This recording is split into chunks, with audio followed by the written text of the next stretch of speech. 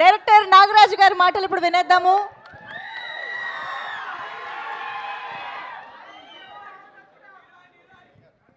Heroine తర్వాత మాట్లాడుతుంది.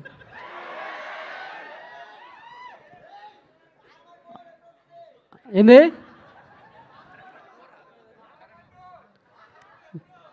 First Maramma రాని తమ్ముడు. ఓకే, అందరికీ నమస్కారం. ఇది ఫస్ట్ ఆఫ్ ఆల్ నేను మన ట్రైలర్ ఫంక్షన్లో చాలామందికి నేను థ్యాంక్స్ చెప్పాలనుకున్నా, కానీ ఈ మారమ్మ సినిమాకి ఇది first promotional event. Teaser launch చేద్దాం అనుకున్నప్పుడు ఫస్ట్ మాకు గైడ్ చేసింది మా editor Sayanna.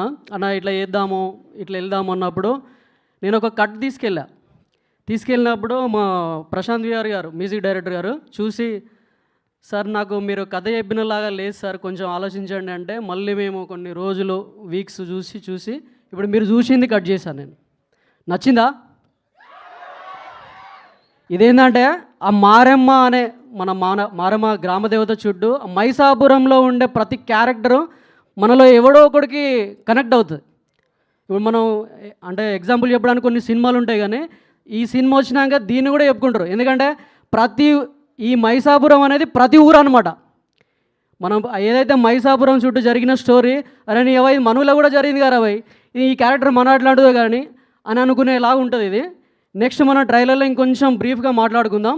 Thank you very much అన్న. ఒక చిన్న ఇన్వైట్, మన సదానంద గారు రాలేదు, రజా క్యారెక్టర్ ప్లే చేసినాను. ప్లీజ్ వెల్కమ్ అన్న, స్టేజ్ మీకు రండి ప్లీజ్. నువ్వు లొల్లి చేసినావు సినిమాలో, స్టేజ్ మీదకి రాలే ఎందుకనా? ఈయన ఎవరో ఆపిల్నంట, అందుకే రాలే.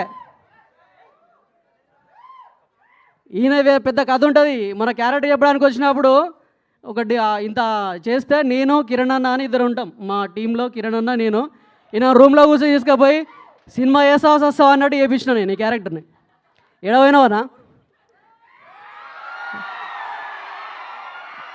అన్న మాట్లాడతాడు. థ్యాంక్ యూ అన్న. నాది అయిపోయింది, అన్న మాట్లాడతాడు. ఇక పెండ తట్ట